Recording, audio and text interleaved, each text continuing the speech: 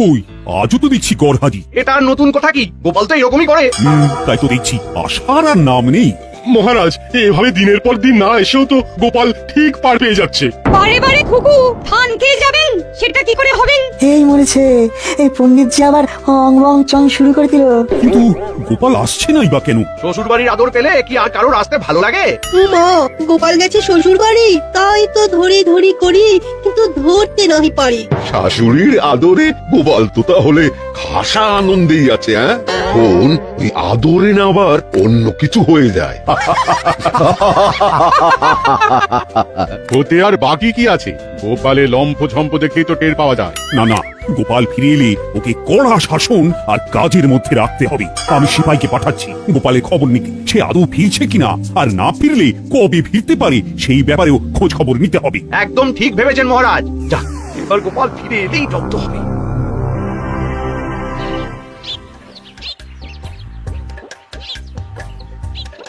গোপাল দাদা, ও গোপাল দাদা, বাড়ি আছো নাকি? মহারাজ ডেকে পাঠিয়েছেন। কাকে ডাকছো আদর করে? ওই দেখো, সে তো দিব্যি নাক দেখে ঘুমাচ্ছে। তাই তো দেখছি। বেশ, তাহলে মহারাজকে গিয়ে তাই বলি। মহারাজের কানে কথা গেলে যে কি হবে কে জানে। তবে না জানিয়েই বা উপায় কি? আরাম করতে করতে লোকটা যে একদম কাম কাজ শিখে তুলেছে। ওহ,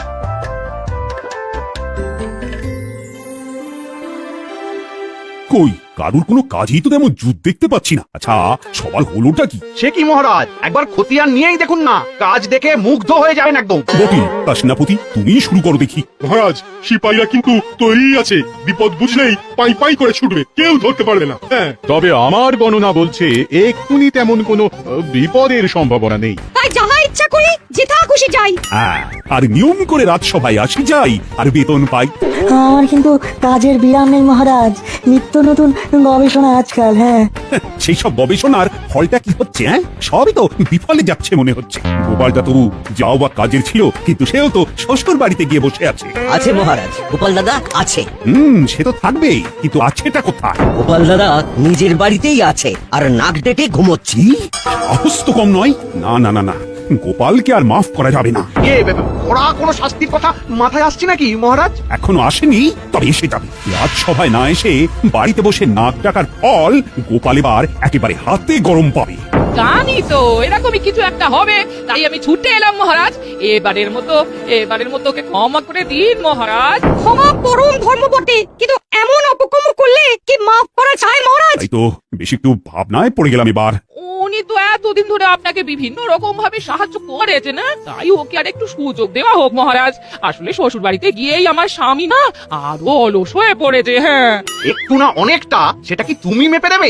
না না না না, আমি কথা দিচ্ছি কয়েকদিনের মধ্যেই ওকে চটপটে করে রাজসভায় পাঠাবো আমি। হ্যাঁ, তাহলে দেখি কয়েকদিনের মধ্যে কিছু হয় নাকি। এবার আমার পালা, আমি শুরু করছি। আগডুম বাগডুম ঘোড়াডুম সাজে। আমি ছুটোছুটি করলে কি হবে? উনি একেবারে খোশ মেজাজে আছেন না? এটা তুমি ঠিক বলেছো দিদা, দাদুর মেজাজ একেবারে ফুরফুর করছে। দাদুর জন্য আজকে খেলা একেবারে জমে গেছে। তুমি আমাদের সঙ্গে এসে খেলো না দিদা। আমাকে কি আর তোর দাদু পেয়েছিস না যে কাজকর্ম শিখে তুলে দিয়ে আগডুম বাগডুম খেলবো? ক্ষতি কি গিন্নি, তুমিও শিং ভেঙে বাছুরের দলে ঢুকতেই পারো। আমার তো আর তোমার মতো ভীমরাতি হয়নি। হ্যাঁ, নাও নাও দাদু, খেলা শুরু করো তো। দিদা এসেই না সব গুলিয়ে দিল। ও তুই যদি দাদু দাদু করিস, তবে দাদুর সঙ্গে বসে বসে না খেলে দাদুকে নিয়ে অন্তত হেঁটে চলে বেড়াতে তো পারিস। তোদের দাদু যে ঘরে বসে বসে কুড়ে হয়ে যাচ্ছে, সে খবর রাখিস? হ্যাঁ, সে হোক গে, আমরা থাকতে দাদুকে হাত পা নাড়াতে হবে কেন? আমরাই তো দাদুর হাত পা, তাই আমরাই দাদুর সব কাজ করে দেব। চল চল, চটপট হাতে পাতে করে দিদাকে দেখিয়ে দি বাচ্চারা কি পারে।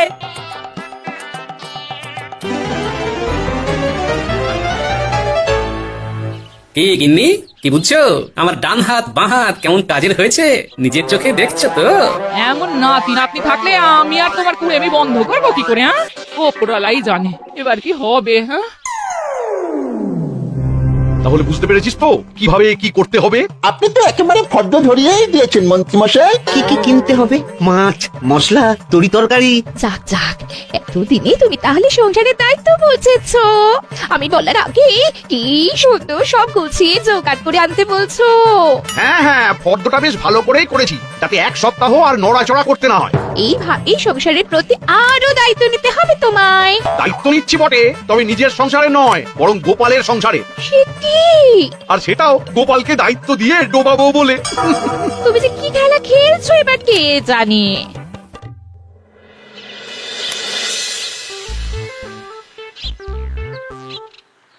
এই না ফলে কি গিন্নি, না বলে করে সকাল সকাল হাতে থলি ধরিয়ে দিলে যে? খেলা খেলা করে শুয়ে বসে ভালোই তো সময় কাটাচ্ছ, তবে এবার এটাও বুঝে নাও বাজারে না গেলে উনুন জ্বলবে না, আর সেটা না হলে পেটও চলবে না। হ্যাঁ, সারা জীবন তো পরিশ্রম করেই কাটিয়ে দিলাম, এখন কদিন একটু শুয়ে বসে কাটাচ্ছি, সেটা তোমার ভালো লাগছে না বুঝি? হ্যাঁ, হচ্ছে না, এমন কুড়েমি করলে আর হাঁড়ি চড়বে না। হ্যাঁ, যাই, তবে মূলোটা বেগুনটা যা পাই তাই দিয়ে তোলে ভরাই। ফলে বলে আনবো তো আমরা, তুমি কেন যাবে গোপাল দাদা? বাচ্চাদের কাছে খবর পেলাম ওদের গোপাল দাদুকে নাকি খুব খাটাচ্ছে দিদা, তাই গোপাল দাদার খাটুনি যাতে একটু কমে, তাই বাজারটা করে দিয়ে গেলাম আর কি। গোপাল দাদা তো লোকজনের উপকার কম করেন না, আর আমাদেরও অনেক উপকার করেছে। হ্যাঁ, তাই এটুকু করতে পেরে আমাদেরও খুব ভালো লাগছে। বলে তো যা আছে তাই দিয়ে দুজনের এক সপ্তাহ ভালো করে কেটে যাবে। একেই বলে গিন্নি, যে খায় ননি তাকে যোগায় চিন্তামণি। এবার আমি সত্যি সত্যি হাল ছেড়ে দিলাম।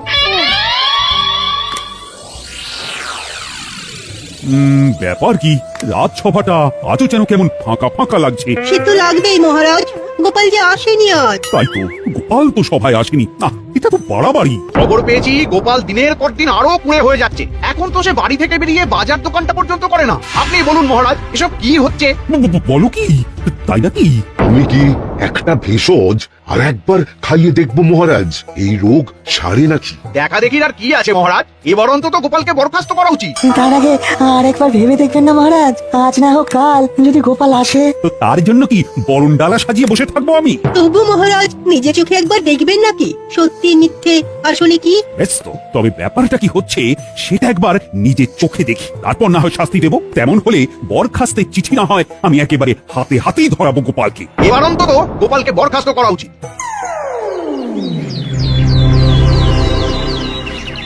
তোরা যে একেবারে আদা জল খেয়ে লেগে পড়েছিস দেখছি, আমার পান থেকে চুন খসতে দিচ্ছিস না? তুমি এখন হাত পা ছড়িয়ে বিশ্রাম নাও দাদু, আমরা তোমাকে ছেড়ে যাচ্ছি না। তুমি খালি বলবে কখন কি লাগবে। আর আমরা সঙ্গে সঙ্গে এইভাবেই তোমার কাছে সব হাজির করে দেব। না, তোরা দেখছি সত্যি খুব কাজের হয়ে গেছিস, একটা কিচ্ছু তো 19-20 হতে দিচ্ছিস না। এরকম কি বুঝছেন মহারাজ? পায়ের ওপর পা তুলে গোপাল কেমন আয়েশ করছে নিজের চোখেই দেখছেন। না না, এইসব দেখে আর সহ্য করা যায় না। চলো, যা হওয়ার এবারে একেবারে সামনাসামনি হবে। সে তো হতেই হবে, আর তার জন্যই তো কাঠখড় পুড়িয়েছি মহারাজ। তারপর গোপাল, তোমাকেও যেন বেজায় ক্লান্ত দেখাচ্ছে। তা শরীর আর চলছে না বুঝি? আরে আরে মহারাজ, যে কি সৌভাগ্য আমার। সৌভাগ্য না দুর্ভাগ্য সেটা তো এক্ষুনি টের পাবে। এই যে, শোনো গোপাল, তোমার এই ঘরে বসে বসে ডিমের তা দেওয়া আর নেওয়া যাচ্ছে না। আজ আমি একটা হেস্তনেস্ত করেই ছাড়বো। হেস্তনেস্ত নয় মহারাজ, বলুন বরখাস্ত। হ্যাঁ হ্যাঁ হ্যাঁ, মানে তাই, আমি একেবারে তৈরি হয়ে এসেছি। আপনি যখন এতটাই করলেন তখন আরেকটু করুন মহারাজ। আবার কি করবো? মহারাজ, আপনি পারেন ওকে কাজের মধ্যে ফেরাতে। ওকে একটা দায়িত্বশীল কাজ দিলেই সেই কাজ করতে গিয়ে ও একটু মনে হবে, আর এটাই একটা শেষ সুযোগ মহারাজ। আবার একটা সুযোগ? এতেও যদি ওর কোনো উন্নতি না হয়, তাহলে মহারাজ আপনি যা শাস্তি দেবেন তাই ও মাথা পেতে নেবে। হ্যাঁ, ও গোপালের গিন্নি তো জ্বালিয়ে মারলো দেখছি। মহারাজ সবে গোপালকে বরখাস্ত করবে করবে করছেন, তুমি একবারে দরখাস্ত নিয়ে হাজির। উফ, বেশ, তাহলে আগামীকাল গোপাল তুমি একেবারে গিন্নিকে নিয়ে একবার সভায় হাজির হবে।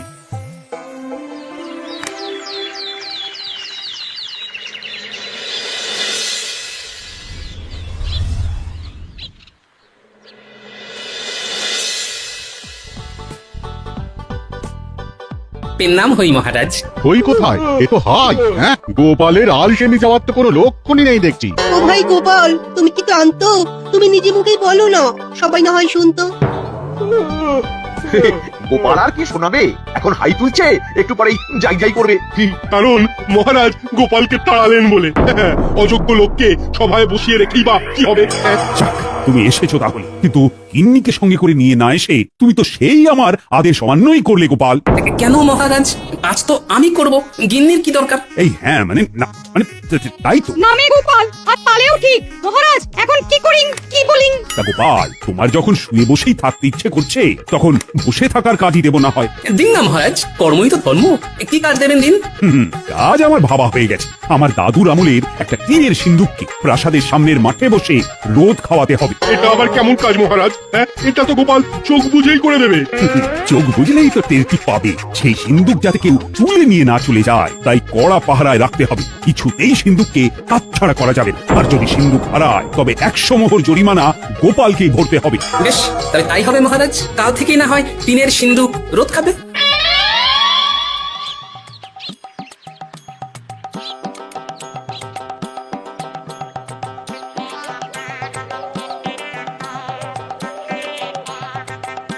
কি গো, ওই কাজ করে মহারাজের মেজাজটা ঠিক করতে পারলে নাকি আবার জল ঢেলে দিয়ে এলে? কাজ আর এমন কি, ওই টিনের বাক্স রোদ খাওয়াতে হবে আর পাহারা দিতে হবে। দেখে দেখে মহারাজ কাজও একটা দিয়েছেন বটে। হ্যাঁ, সেটা না হয় ঠিক আছে, তবে বাক্স হারিয়ে গেলে 100 মোহর জরিমানা দেওয়ার ব্যাপারটা শুনেই তো নড়ে চড়ে বসতে হচ্ছে। আবার কি কথা? সেটাই তো আসল কথা গিন্নি। 10 মোহরে যে বাক্স পাওয়া যায়, তার জন্য 100 মোহর জরিমানাটা যে মোটেই মানা যাচ্ছে না গিন্নি। আমাকে ভয় পাইয়ে দিতে মহারাজ জরিমানার পরিমাণটা বাড়িয়ে দিয়েছে, সে একরকম ভালোই করেছে। এতেই কাজ হবে। তবে মহারাজও টের পাবেন, জরিমানার কথা বলে তিনি আমাকে কত বড় একটা সুযোগ করে দিয়েছেন। আবার আবার কি প্যাঁচ কষছো বলো তো তুমি? হ্যাঁ, এখনো কষিনি, তবে কষে ফেলতে কতক্ষণ? তবে তার জন্য বাচ্চাদের সঙ্গে নিতে হবে। যা হওয়ার কাল বেলা গড়ালেই দেখা যাবে।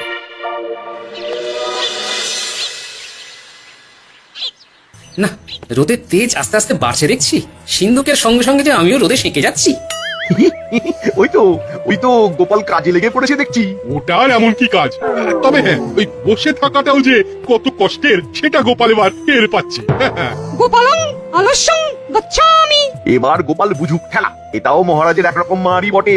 মহারাজ ভাতে না মেরে হাতে মারছেন। দেখেও শান্তি।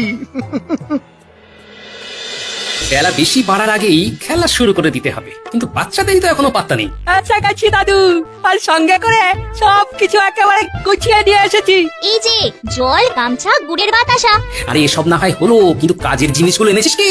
এনেছি তো, এই তো খড়ির টুকরো, কাগজ, কলম, একদম যেমন বলে দিয়েছিলে। হ্যাঁ, এই তো এইবার যেমন বলে দিয়েছিলাম তেমন করে প্রচারের কাজে লেগে পড়। তুমি কিচ্ছু ভেবো না গোপাল দাদু, ওই দিকটা আমরা ঠিক সামলে নেব। তুমি বরং এদিকটা গুছিয়ে নাও। সে আর বলতে, হাতে যখন খড়ি আছে তখন ভারী কাজটা আগে সেরে ফেলি। কিছু করি আর না করি গুছিয়ে লিখে ফেলি। এই তো একেবারে গোটা গোটা হরফে বাক্সের গায়ে এই লিখে দিলাম, রাজবাড়ির এই টিনের বাক্সের দাম 10 মোহর। যে কিনতে চাও বিকেল বেলা মাঠে এসো। ব্যাস, এবার শুধু অপেক্ষা করব আর দেখব কেমন কি সাড়া পড়ে।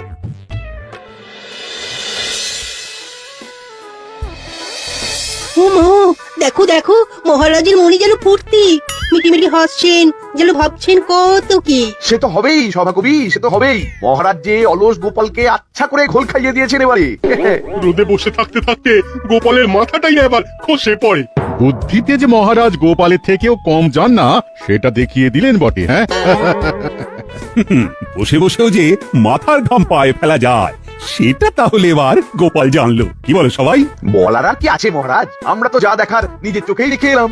হ্যাঁ, গোপাল তো যথা সময় এসেই সিন্দুক নিয়ে গেছে। এবার কদিন রাখুক না কাছে কাছে। আগে মহারাজ, বেশি দিন কি আর রাখার প্রয়োজন আছে? ওই রোদ গরম কি গোপালের সহ্য হবে? গোপাল কষ্ট পাবে বলছো? কষ্ট পেলে পাক মহারাজ, তবেই তো ওর আলসেমির স্বভাবটা নষ্ট হবে। তাহলে আমার চিন্তা ভাবনায় কোনো গলদ নেই, তাই তো? আমার এক টোটকায় অলস গোপাল এবার কাত হয়েছে।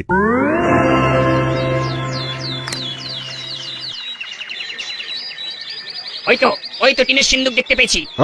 তাহলে তো দেখছি খবরটা সত্যি। হ্যাঁ, বাচ্চারা তাহলে ভুল খবর দেয়নি। মাত্র 10 মোহরে রাজবাড়ির এমন একটা বাক্স পাওয়া যাচ্ছে। আমি আগে এসেছি, ওটা আমি নেব। কে আগে আর কে পরে এসেছি সবটাই গোপাল দাদা দেখেছে। গোপাল দাদাই ঠিক করবে কাকে এই টিনের বাক্সটা দেবে। এই শোনো শোনো, আমি নগদ 10 মোহর নিয়ে এসেছি। হাতে হাতে দেবো আর হাতে হাতে নেবো। আর আমরা কি মুখ দেখবো? আহা, নিজেদের মধ্যে গুঁতোগুতি করে কি লাভ ভাই? বাক্স তো একটাই, তাই সবাই পাবে কি করে? তাহলে কি উপায়, কে পাবে ওটা? সেই জন্যই তো ভাগ্য পরীক্ষার ব্যবস্থা করছি আমি। যারা ভাগ্য পরীক্ষার খেলায় যোগ দিতে চাও তারা একটা করে মোহর দাও, তারপর দেখো কি হয়। এই নাও, আমি দিলাম।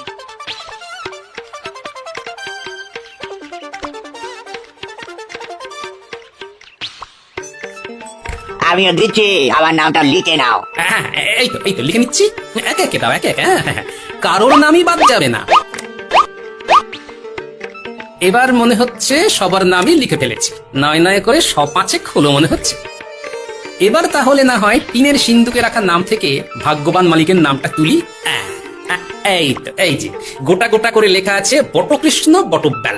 এই যে আমি গো গোপাল দাদা, দাও দাও, টিনের সিন্দুকখানা দাও দেখি আমায়। সে তো দেবই, তার আগে বাকি 9টা মোহর যে দিতে হবে আমায়। এই যে দিচ্ছি। তাহলে আমাদের একটা করে মোহর ফেরত দিয়ে দাও এবার গোপাল দাদা। তা কি করে হয়?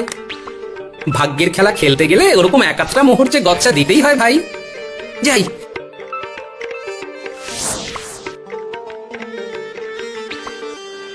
আমি এগোলাম। যাই, আমি বরং এবার মহারাজের কাছে যাই। কাদুকা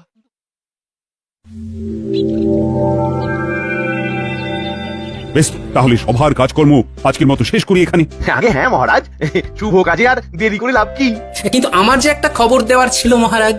হ্যাঁ, এই অবেলায় খবর? আচ্ছা, টিনের সিন্ধুক ঠিকঠাক রোদ পেল কিনা সেটাই বলবে বুঝি। পাক আর না পাক, কালকে আবার রোদে দিতে হবে। আর এরকম এখন বেশ কদিন চলবে, তাই তো মহারাজ? হ্যাঁ, কিন্তু সিন্ধুক তো নেই মহারাজ। নেই মানে? নেই মানে নেই। তবে তার জন্য এই যে 100 মোহর জরিমানা, সেটা একেবারে গুনে গুনে নিয়ে এসেছি মহারাজ। দেখলেন তো মহারাজ, হ্যাঁ গোপাল যে কোনো কমের নয় সেটা আরো একবার প্রমাণ হলো। তবে মহারাজ, এই সিন্ধুকটা হারিয়ে যেতে শুধু যে আপনার হলো তাই নয়, আমারও নেহাত কম হলো না। তার মানে সিন্ধুক একজন ভাগ্যবানের হাতে তুলে দিতে 500 জনের কাছ থেকে একটা করে মোহর নিয়ে ভাগ্য পরীক্ষার খেলা খেলেছি। তাই যা হয়েছে আমার জন্যই হয়েছে। জরিমানার অর্থ দেওয়ার পরেও বাকি 400টার মতো মোহর আমার আয় হয়েছে মহারাজ। কি উর্বর বুদ্ধি! এই না হলে গোপালের বুদ্ধি ঠিক সময় কাজে লাগিয়েছে। সত্যি, এই না হলে গোপাল, এটাই তো গোপালের কাজের মতো কাজ। শরীরে অলস হলে কি হবে? গোপাল দেখিয়ে দিয়েছে মাথাতে তার আগের মতোই ধার আছে। হ্যাঁ, গোপাল তাহলে এবারেও ফাঁকতালে কাজ গুছিয়ে নিয়েছে। তবে মহারাজ, আপনি নিশ্চিন্ত থাকুন, এবার থেকে আমি নিয়ম করেই সভায় আসবো। আমার জন্য গিন্নিকে অনেক অনুনয় বিনয় করতে হয়েছে, সেটা কি আর ভালো লাগে? যাক, তাহলে তোমার শুভ বুদ্ধির উদয় হয়েছে। নিজের বুদ্ধির পরিচয়ের সঙ্গে সঙ্গে গিন্নির মান মর্যাদা রক্ষার দায়িত্ব যে আমার মহারাজ। এটাই তো কথার মতো কথা গোপাল, এই জন্যই তো বলি তোমার তুলনা হয় না।